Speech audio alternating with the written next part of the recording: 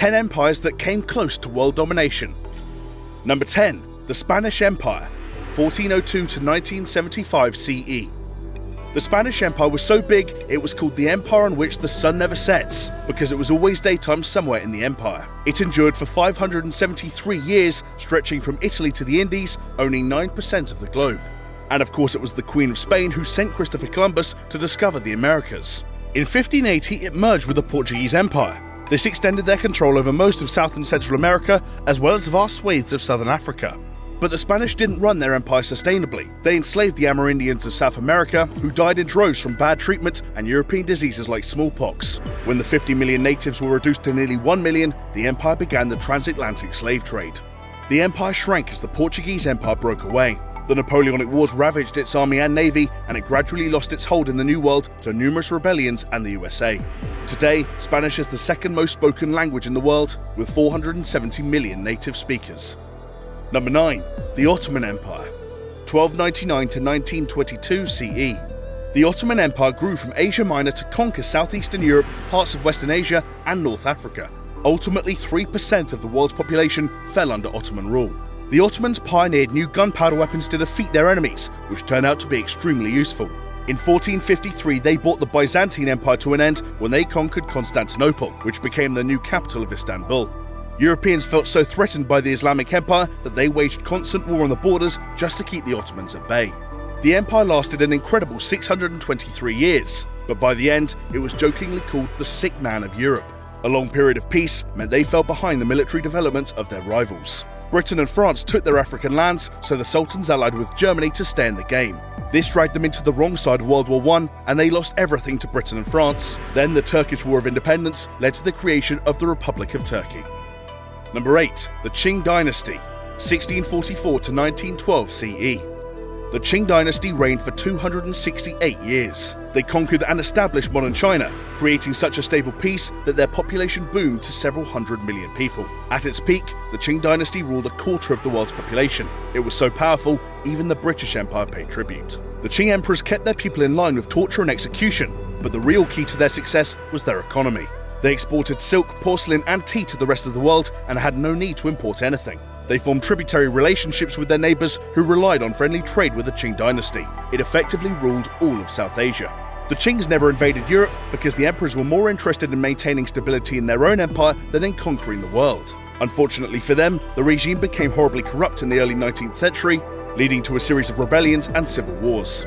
Western powers like Britain, France, and the USA took control of Beijing for a time, and the dynasty grew weaker. It eventually became the Republic of China in 1912. Number 7. French Colonial Empire, 1534 to 1980 CE. The French Colonial Empire had several phases, which together lasted for 446 years.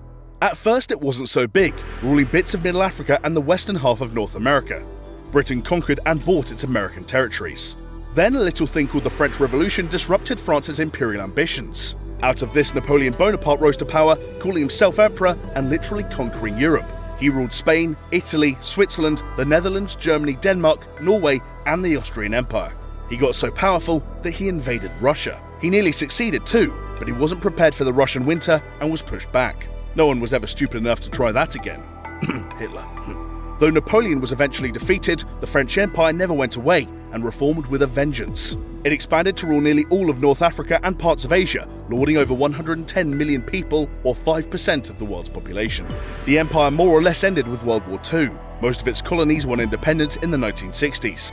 Today, 28 countries speak French as a main language, and the legacy of the empire guarantees France a permanent seat on the UN Security Council. Number 6. The Russian Empire, 1721 to 1917 CE.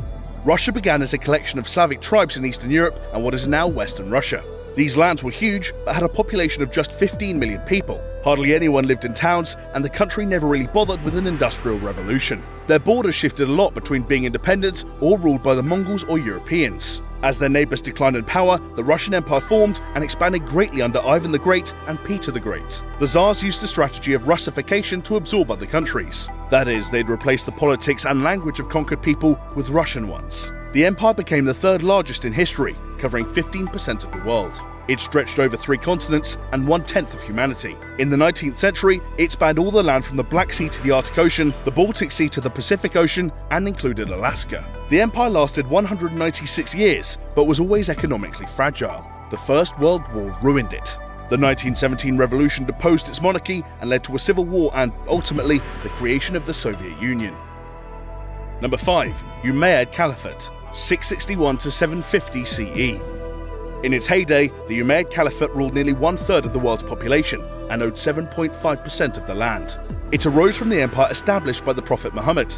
His successors as leaders of the Muslim people take the title Caliph, hence the name Caliphate. The Umayyad dynasty became caliphs 30 years after Muhammad's death.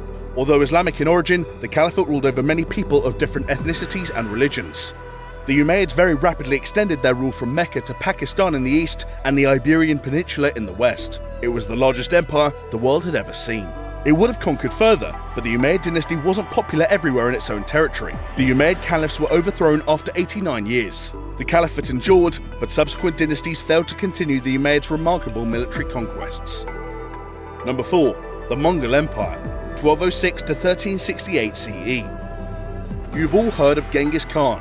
He formed the largest contiguous land empire in history.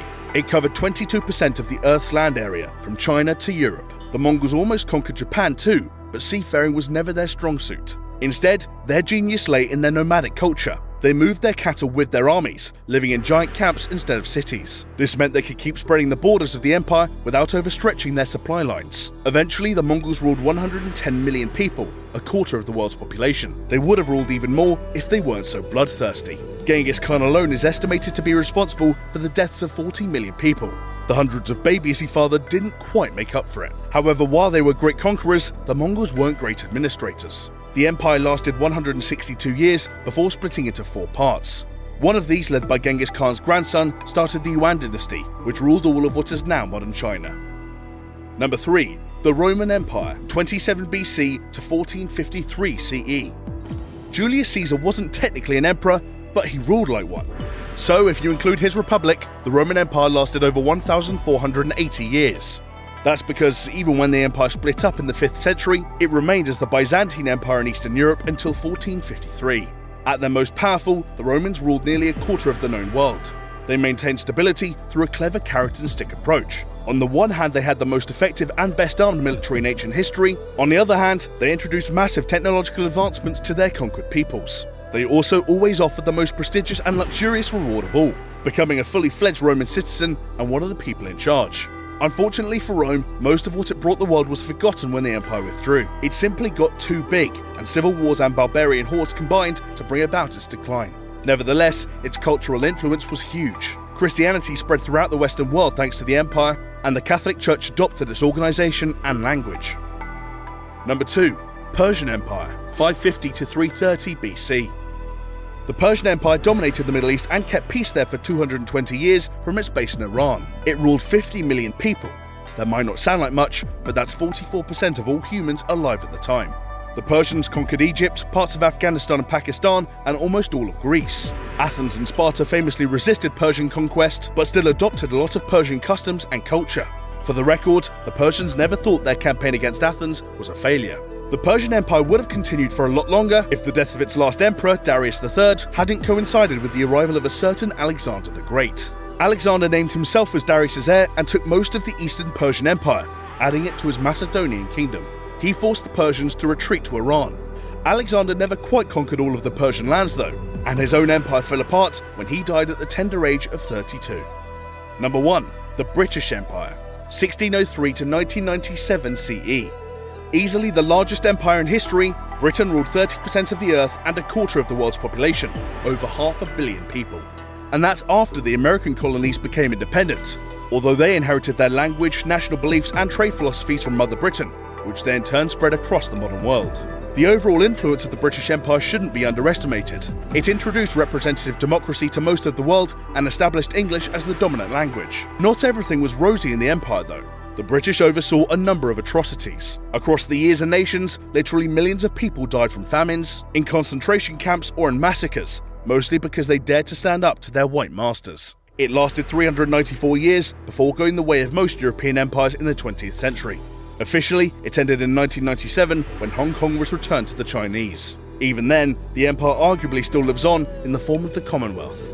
Thanks for watching. If you enjoyed this video, be sure to check out this one that's playing on screen now. And don't forget to like and subscribe. And stretched right up to the latter half of the 20th century. At its peak in the early 1920s, it controlled 23% of the world's surface and 458 million people. Its power and influence were hugely impressive,